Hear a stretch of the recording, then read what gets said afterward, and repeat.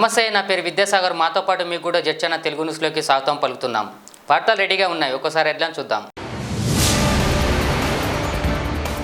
ఢిల్లీలో దద్దరిల్లేలా ధర్నా చేస్తాం, పల్లా రాజేశ్వర్ రెడ్డి. కేసీఆర్ కుటుంబ సభ్యుడికి 112 వైన్ షాపులు ఉన్నాయి, బండి సంజయ్ సంచలన వాక్యాలు. బీజేపీని ఎదుర్కోవాలంటే విపక్షాల ఐక్యత తప్పనిసరి, రాహుల్ గాంధీ. రైతుల నోట్ల మట్టి కొట్టాలని చూస్తే ఆ మట్టితోనే కేసీఆర్ ప్రభుత్వానికి బొంద పెడతారు, విజయశాంతి.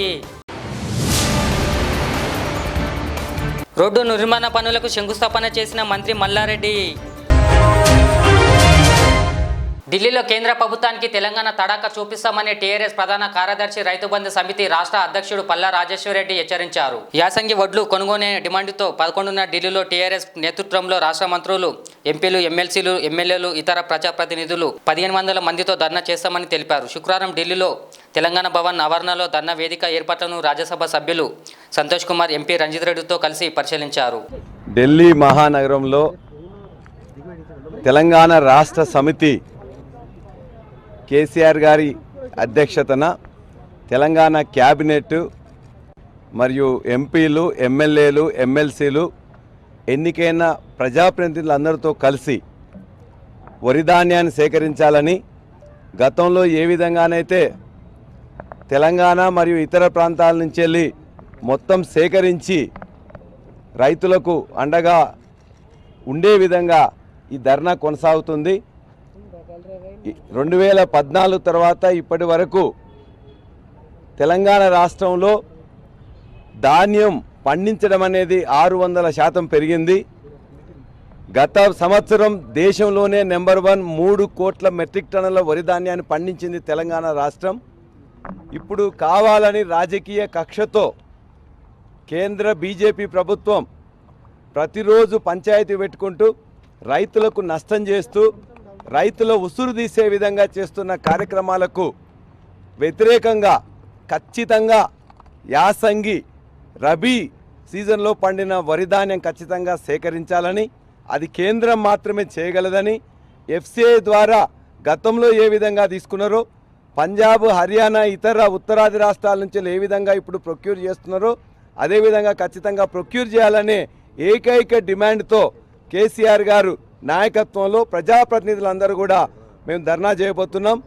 గత 15 రోజులుగా తెలంగాణ రాష్ట్రంలో ప్రతి రైతు మండలాల్లో ధర్నా చేశారు, జిల్లాల్లో ధర్నా చేశారు, ప్రతి ఇంటి మీద కూడా నల్ల జెండా ఎగరవేశారు. ప్రతి రైతు గుండె కూడా ఖచ్చితంగా కేసీఆర్ గారి నాయకత్వంలో ఈ ధర్నాలో పాల్గొనాలని చెప్పేసి కోరికతో ఉన్నారు. 11వ తారీఖు తెలంగాణ తడాకా, తెలంగాణ దమ్ము, తెలంగాణ ధీమా ఏందో మేము చూపించడం జరుగుతుంది. రాష్ట్రంలో ఉండే ఎన్నికైన మార్కెట్ కమిటీ చైర్మన్లు, అదేవిధంగా MLA, MLC, MP, Rythu Bandhu సమితి అధ్యక్షులు, డీసీఎంఎస్, డీసీసీబీ, అదేవిధంగా మున్సిపల్ చైర్మన్స్, జిల్లా పరిషత్ చైర్మన్స్ ఇంతవరకు మేము రిస్ట్రిక్ట్ చేసినాం. వాళ్ళే దరిదాపుగా 1500 మంది అవుతున్నారు. కాబట్టి ఇంతకంటే ఎక్కువ ఇంత దూరం ఎండాకాలంలో రావడం సబబు కాదని ముఖ్యమంత్రి గారు ఇంతవరకే రిస్ట్రిక్ట్ చేసి 1500 మందితో ఇక్కడ అందరు ప్రజాప్రతినిధులతో, రైతు సంఘాల నాయకులతో ఇవాళ ఇక్కడ ధర్నా చేయబోతున్నాం. కేసీఆర్ ప్రభుత్వంపై సంచలన వ్యాఖ్యలు చేశారు రాష్ట్ర అధ్యక్షుడు ఎంపీ బండి సంజయ్. హైదరాబాద్ డ్రగ్స్కు అడ్డగా మారడానికి care of address KCR, TRS ప్రభుత్వమే అని అన్నారు. హైదరాబాద్లో వరుస డ్రగ్స్ కేసులు సంచలనం సృష్టిస్తున్నాయి. బంజారాహిల్స్ ప్రాంతంలోని రాడిసన్ బ్లూ పబ్పై దాడి చేయగా పార్టీ గుట్టు బయటపడిన సంగతి తెలిసిందే. డ్రగ్స్ దందాపై తీసిన ఉర్దా పంజాబ్ సినిమా మాదిరిగా ఉర్దా హైదరాబాద్ సినిమా తీసే పరిస్థితి వచ్చిందని పేర్కొన్నారు. ఏం సమాజం చెప్తూ మొక్క పెట్టుకుంటప్పుడు అంటే ఇంత సీరియస్ ఇష్యూ దేశము మొత్తం చర్చ జరుగుతుంది కాబట్టి ఆ విషయంలో మాట్లాడక ఆ విషయం మీద దృష్టి పడుతుందని చెప్పి ఏదో వేరే విషయాలు మాట్లాడి దాన్ని పక్కదాడిచ్చే ప్రయత్నం చేస్తే భారతీయ జనతా పార్టీ ఎట్టి పరిస్థితుల్లో వదిలిపెట్టది. మా యువమోర్చా ఆల్రెడీ కార్యాచరణ ప్రణాళిక రూపొందించింది. మా భానుప్రకాష్ యువమోర్చా రాష్ట్ర అధ్యక్షుల ఆధ్వర్యంలో మొన్న కూడా డీజీపీఆర్ ఆఫీస్ ముట్టడి చేశారు, జిల్లాల వారిగా ఆందోళన చేశారు.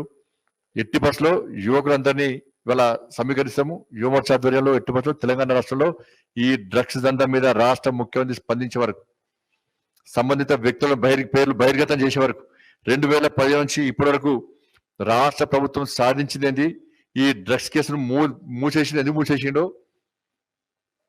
దానికి సమాధానం చెప్పేవారు కూడా వాళ్ళ భారతీయ జనతా పార్టీ టీఆర్ఎస్ పార్టీని వదిలిపెట్టే ప్రసక్తుల విషయాన్ని ఈ సందర్భంగా స్పష్టం చేస్తా ఉన్నాం.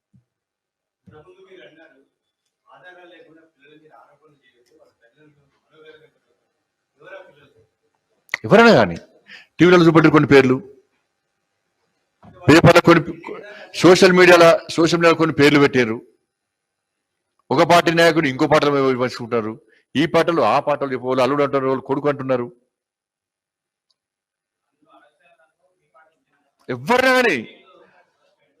ఎవరన్నా నేను అందకంటే ముందే స్పందించిన మా పార్టీ వాళ్ళు ఎవరినా కూడా దానిలో టెస్టులు చేసినాక టెస్టులు చేసుకోవచ్చు. టెస్టులు చేసుకున్నాక ఫలానా వ్యక్తి అంటే వెంటనే సస్పెండ్ చేస్తాం పార్టీకి. అంటే మాకు అవసరం లేదు. టెస్టులు చేసుకోండి నేను అంటున్నా కదా, ఫస్ట్ స్పందించింది నేను కదా. మా పార్టీ అటువంటి పార్టీ కాదు.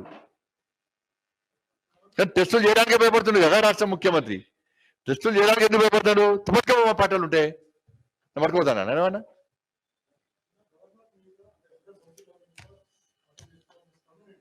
ఏమంటారు? గవర్నర్ ఇష్యూలో అది భారతీయ జనతా పార్టీకి సంబంధించి పొలిటికల్ పార్టీకి సంబంధించిన ఇష్యూ కాదు. అది గవర్నర్ కు ప్రభుత్వానికి జరుగుతున్న మధ్య సంబంధించిన ఇష్యూ. గవర్నర్ అనేది వ్యవస్థ అనేది రాజ్యాంగబద్ధమైన వ్యవస్థ కాబట్టి ఏ పార్టీ ఉన్నా ఏ ప్రభుత్వం ఉన్నప్పుడు కూడా గౌరవప్రదమైనటువంటి రాజ్యాంగబద్ధమైనటువంటి ఆ గవర్నర్ వ్యవస్థను గౌరవించాల్సినటువంటి బాధ్యత రాజ్యాంగం మీద నమ్మకం ఉన్న వాళ్ళకు ఉంటుంది. రాజ్యాంగాన్ని గౌరవించాలనే ఆలోచన ఉంటుంది. మన రాష్ట్ర ముఖ్యమంత్రి రాజ్యాంగాన్ని తిరిగి రాస్తాడు కదా అది గౌరవిస్తాడు. ఈయన ప్రధానమంత్రి అవుతాడు నాటినే. ప్రధానమంత్రి అయితే గవర్నర్ గా తీసేస్తారు కావచ్చు. ఇంకెక్కువ దేశ ప్రధానమైతే ఇది ఐక్యరాజ్య సమితి పోతాడు. అసలు ఈ దేశాలు ఎందుకు మొత్తం ప్రపంచం నేనే శాసిస్తాను కావచ్చు. దానిలో మెంబర్షిప్ తీసుకునేది ఏక్ నిరంజన్ ఒక దేశాన్ని దేశాన్ని బిడ్డ చంపుకుంటుంది, ఒక దేశాన్ని కొడుకు చంపుకుంటాడు, ఇంకో దేశాన్ని అల్లుడు చంపుకుంటాడు, ఇవాళ చంపుకుంటా ఉంటారు ఇవాళ. అంటే గవర్నర్ గారు క్లియర్ చెప్పింది ఆమె. నా దేశంలో ఇంత గవర్నర్ గారు ఎప్పుడు వివాదాస్పద వ్యాఖ్యలు చేయలే. చాలా సందర్భాల్లో మేము పోయినప్పుడు కూడా ఎంత సమయంలో అంత సమయం ఇస్తుంది.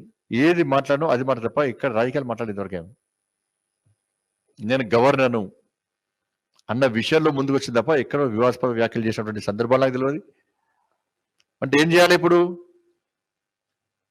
క్రిమినల్స్ ఎవరిలో కూడా వాళ్ళది ఫైల్ అవుతారు, రబ్బర్ స్టాంప్ లాగా ముద్రేసి పంపడా? అప్పుడు మంచిగా గవర్నర్ మంచిగా కావచ్చు. రాష్ట్ర ప్రభుత్వము నిబంధనలు విరుద్ధంగా చట్టానికి వ్యతిరేకంగా ఇచ్చే ఫైల్ మొత్తం కళ్ళ మూసుకొని ముద్దగొట్టడం అంతా మంచి గవర్నర్ కావచ్చు. మరి ఈ ముఖ్యమంత్రి గవర్నర్ చాలా మంచిది అన్నాడు కదా. అంటే రాష్ట్ర ప్రభుత్వం ఏం చేసినా ఏం చేయకుండా పొగిడితే మంచి గవర్నర్.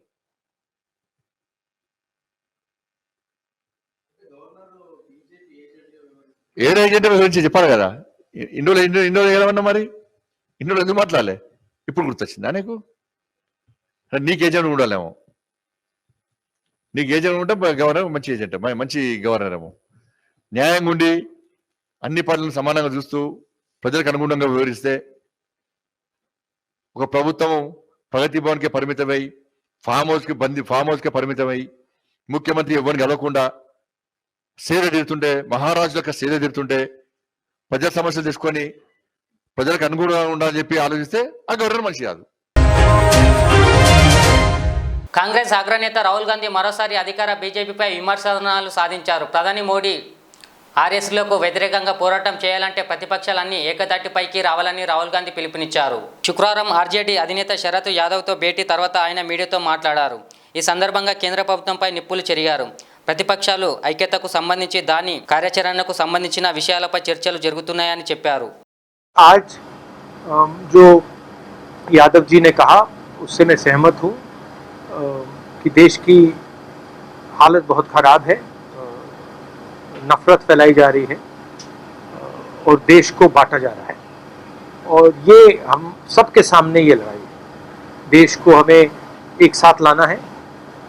एक बार फिर भाईचारा जो हमारा इतिहास है, हमारी हिस्ट्री है, उस पथ पर फिर से चल रहा है। मगर मैं फिर से दोहराना चाहता हूं कि शरद यादव जी बीमार हुए, काफी लंबे समय से बीमार थे, और मैं बहुत खुश हूं कि फाइटिंग फिट है और देखिए मुस्कुरा रहे हैं, तो ये मुझे बहुत अच्छा लगा। और फिर से ये इन्होंने मुझे राजनीति के बारे में बहुत सिखाया। एक दो घंटे मेरी एक बार इनके साथ मैं गाड़ी में बैठा, हमारा शायद आंध्रा में प्रोग्राम था, तो उसके बाद मैं 3 घंटे गाड़ी में शरद यादव जी के साथ था, और शरद यादव जी ने जो मुझे 3 घंटे में बताया हिंदुस्तान की राजनीति के बारे में, वो मैं कभी भूल ही नहीं सकता। तो इस प्रकार से थोड़ा सा कर सकते। क्या आपको लगता है कि आज के समय में सारे पुराने समाजवादी नेताओं को एक साथ आने की जरूरत है? महंगाई बहुत बढ़ गई, 400 रुपए के ऊपर नींबू का रेट है, वेजिटेबल सारी 100 रुपए के ऊपर। ट्वीट भी किया है। लोग सोचते हैं कि इकोनॉमी जो होती है, महंगाई जो होती है, वो समाज की कंडीशन से अलग होती है। जिस देश में हार्मनी नहीं होती है, शांति नहीं होती है, उस देश में महंगाई बढ़ेगी, उस देश में नफरत बढ़ेगी, इकोनॉमी चल ही नहीं सकती है, रोजगार मिल ही नहीं सकता। अगर देश को मजबूत बनाना है तो सबसे जरूरी चीज शांति, हार्मनी ये है। बीजेपी के लोग सोचते हैं कि नफरत फैलाकर, लोगों को डराकर, लोगों को मारकर हिंदुस्तान की इकोनॉमी को स्ट्रेंथन किया जा सकता है। गलत फहमी में है। राहुल जी, आप लगातार ये कहते रहे हैं कि इकोनॉमी कोलैप्स होने वाली मौजूदा वक्त की सरकार में। अभी ये खबर प्रधानमंत्री नरेंद्र मोदी की बैठक से बाहर निकली है कि जो हालात मौजूदा वक्त में देश के हैं, वो हालात श्रीलंका जैसे होते जा रहे हैं, यानी श्रीलंका। नहीं, मैं आपको ये बता देता हूँ, आप हिंदुस्तान की जो आर्थिक सिचुएशन है, रोजगार की सिचुएशन है, उसको आप अभी इमेजिन ही नहीं कर सकते हो। जो आने वाला है वो आपने अपनी पूरी जिंदगी में नहीं देखा है, क्योंकि इस देश का जो रोजगार का स्ट्रक्चर है, जो रीढ़ की हड्डी है, वो टूट गई है। जो स्मॉल एंड मीडियम बिजनेस हैं, छोटे दुकान चलाते हैं, इनफॉर्मल सेक्टर जो था, ये हमारी रीढ़ की हड्डी है। बड़े बड़े इकोनॉमिस्ट सोचते हैं, ब्यूरोक्रेट सोचते हैं कि इसका कोई मतलब ही नहीं। वो दूसरे देशों को देखकर अपना प्लान बनाते हैं। जैसे प्रधानमंत्री के माइंड में है कि भैया देखो साउथ कोरिया ने क्या किया, हमें भी करना चाहिए। वो बाहर देखते हैं और फिर कहते हैं हाँ हमें वैसे बनना है। उस प्रकार से काम नहीं हो सकता। हमें सबसे पहले ये पहचानना है कि हम हैं क्या और यहां क्या चलता है। तो ये रीढ़ की हड्डी जो इन्होंने तोड़ी है, इसका रिजल्ट अगले 2, 3, 4 साल में आएगा, और भयंकर रिजल्ट आएगा।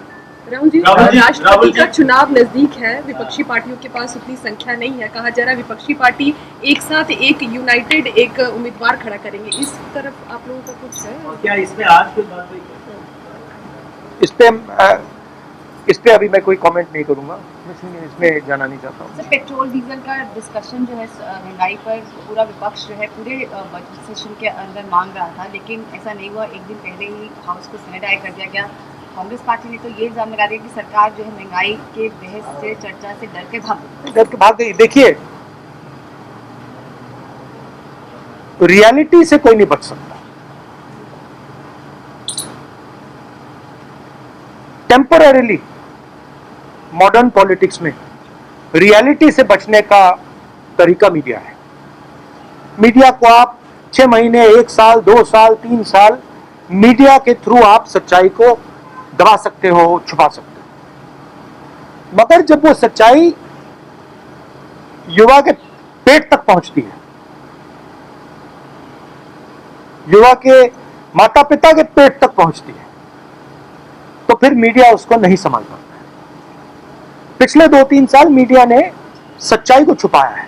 हमारे इंस्टीट्यूशंस ने, मीडिया ने, बीजेपी के नेताओं ने, आरएसएस ने सच्चाई को छुपा के रखा है। अब आस्ते आस्ते सच्चाई बाहर निकलेगी। वही हुआ है श्रीलंका में। श्रीलंका में सच्चाई बाहर आ गई, हिंदुस्तान में सच्चाई बाहर आएगी। फर्क क्या है? हिंदुस्तान को बांटा भी गया है।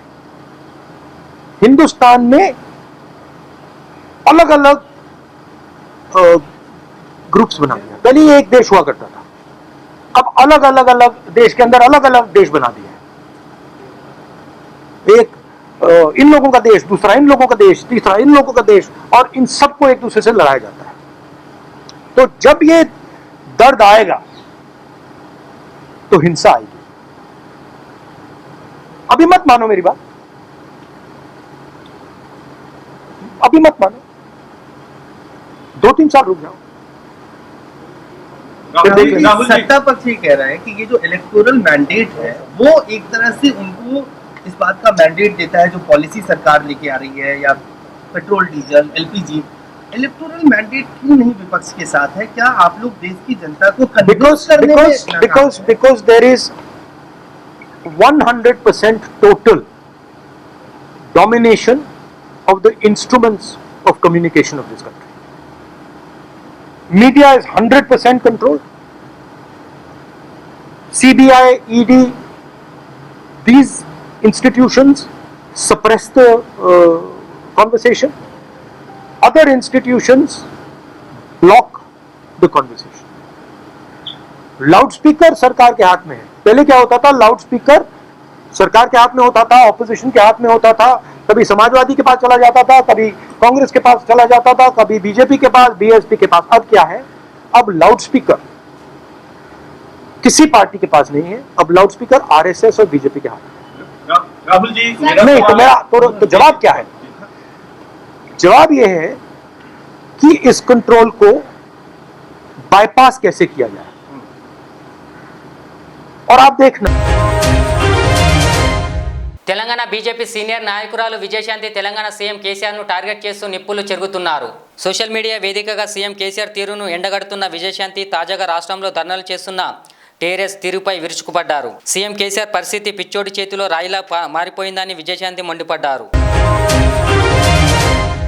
మేడ్చల్ మండలం డబుల్పుర గ్రామంలో రూపాయలు 1.5 కోట్లతో చేపట్టిన పంచాయతీ రోడ్డు నిర్మాణ పనులకు శంకుస్థాపన చేశారు. రాష్ట్ర కార్మిక శాఖ మంత్రి చామకూర మల్లారెడ్డి ముఖ్య అతిథిగా వచ్చేసి రోడ్డు నిర్మాణ పనులకు శంకుస్థాపన చేశారు.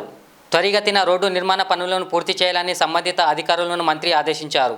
ఈ కార్యక్రమంలో రైతు సమన్వయ సమితి జిల్లా అధ్యక్షులు నందారెడ్డి, ఎంపీపీ రజిత రాజు, మల్లారెడ్డి, జెడ్పీటీసీ శైలజ, విజయేందర్ రెడ్డి, సర్పంచ్ గీత భాగ్యారెడ్డి, ఎంపీటీసీలు, నాయకులు, మండల పార్టీ అధ్యక్షులు దయానంద్ తదితరులు పాల్గొన్నారు. ఆంధ్రప్రదేశ్లో కొత్త కేబినెట్ కూర్పుపై సీఎం జగన్ కసరత్తు చేస్తున్నారు. రేపటి కొత్త మంత్రుల జాబితా పూర్తి చేసి ఎల్లుండి ప్రమాణ స్వీకారం కార్యక్రమాన్ని నిర్వహించేందుకు సన్నాహాలు జరుగుతున్నాయి. ఇప్పటికే కొత్త మంత్రులు ఎవరు, పాత మంత్రులు ఎవరు అని కొనసాగించాలన్న దానిపై సీఎం జగన్ పూర్తి క్లారిటీగా ఉన్నట్టు తెలుస్తుంది. ఇప్పటికే రాజీనామా చేసిన మంత్రుల్లో 10 మందికి తిరిగి ఛాన్స్ దక్కుతుందని తెలుస్తుంది. బొత్స పెద్దిరెడ్డి, కొడలి బుగ్గన్న, పేర్ని నాని, అనిల్ బాలినేని, కన్నబాబు సీనియారిటీ ప్రకారం కొనసాగించే ఛాన్స్ ఉంది.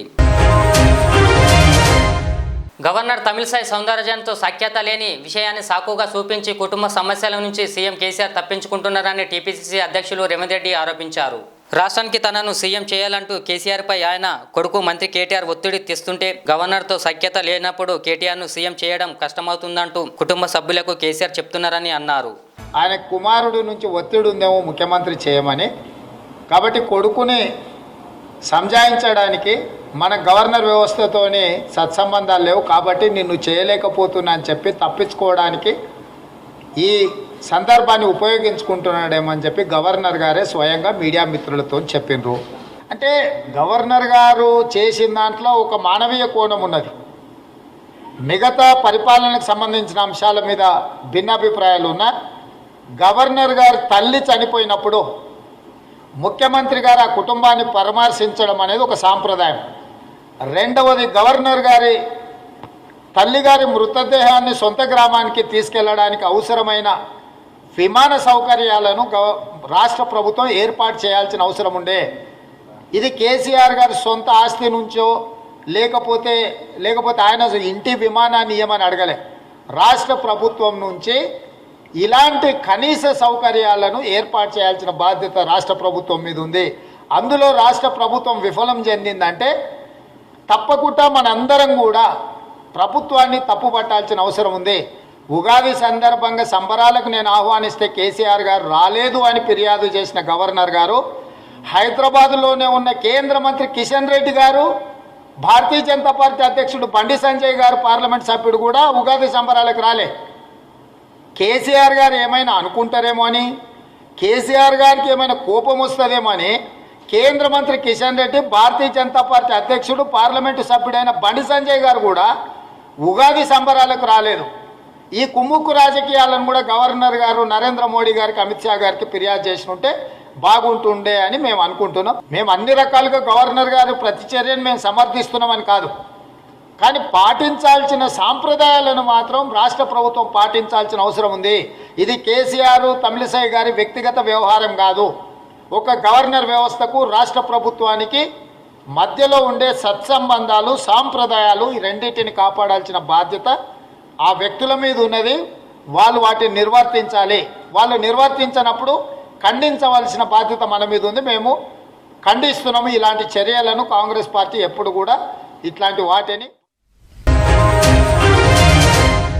సీనియర్ నటులు బాలయ్య మృతికి టీడీపీ అధినేత నారా చంద్రబాబు నాయుడు సంతాపం తెలిపారు.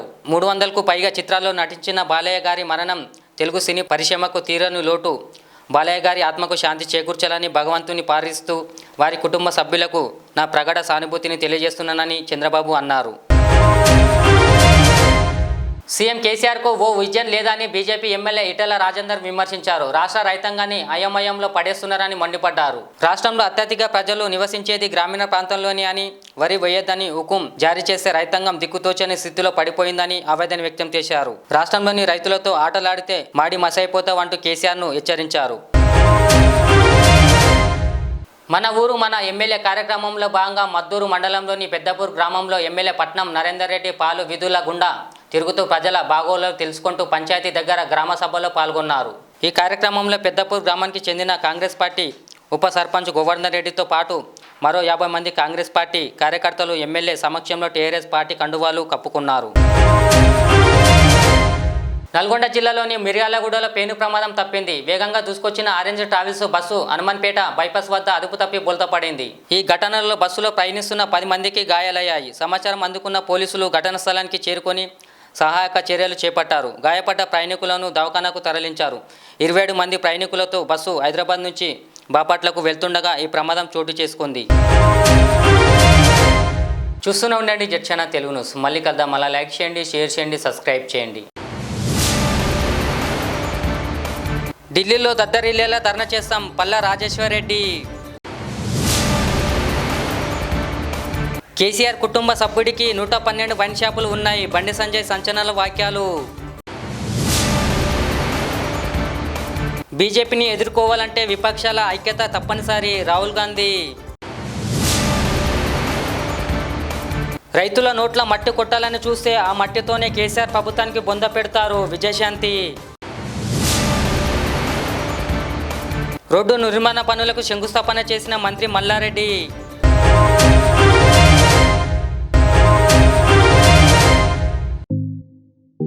HKJN फर्नीचर अब एक और नए ब्रांच के साथ Farid complex Shastripuram Owaisi hills line पर। याद रहे 40 साल से फर्नीचर की दुनिया में भरोसे का एक नाम HKJN फर्नीचर। हमारे यहाँ नए डिजाइन का नया कलेक्शन मौजूद रहता है। आपकी ख्वाहिश के ऐन मुताबिक भी फर्नीचर तैयार किए जाते हैं। आली जनाब मोहम्मद नसीर चिश्ती साहब की जानिब से यतीम और गरीब बच्चों के फर्नीचर के लिए खुसूसी discount package. HKJN manufacturing showroom, हमारा पता Farid complex Shastripuram Owaisi hills line Hyderabad. HKJN furniture. Al Riyaz Tours and Travels, Nazd Riyaz Healthcare Clinic, Mustafa Nagar, Falaknuma, Hyderabad. Air ticketing, international or domestic, visa endorsement, immigration, passport दाखिल करने में ताउन, visit visa और उम्रा visa के लिए हमसे रब्त करें। वेस्टर्न यूनियन और मनीग्राम के साथ साथ दीगर सहूलियात भी मौजूद। Proprietor Mohammad Riyaz Ahmad, Al Riyaz tours and travels. खिदमत का मौका दें, आपका इत्मीनान हमारी कामयाबी। रियाज इस्लामिक स्कूल तालीमी मैदान में एक नया इनकलाब। इस्लामिक और मॉडर्न एजुकेशन की अजीम दरसगाह। 23 साल तजुर्बे के बाद तलबा और तालिबात के लिए रियाज इस्लामिक स्कूल पेश करता है हिफ्ज़ कुरान, नाज़िरा कुरान कायदे के अलावा नर्सरी तक 10वीं जमात तक के तालीम का बेहतरीन नज़्म। बच्चों के लिए हॉस्टल की सहूलत, मुस्तहिक़ तलबा के लिए खुसूसी रियायत, तलबा और तालिबात के लिए अलहदा क्लासेस के माकूल नज़्म, खुसूसी computer classes, hardware and software training. बच्चों में तहरीर और तकरीरी सलाहियतों को उजागर करने के लिए हफ्तावारी प्रोग्राम। काबिल और मुशफ़िक़ असातिज़ा इकराम की निगरानी में बेहतरीन तालीम नज़्म। सुबह 8 बजे तक शाम 4:30 बजे दाखिले जारी हैं, उजलत कीजिए। Riyaz Islamic school, opposite lane, new SR petrol pump, Vattepally, Hyderabad.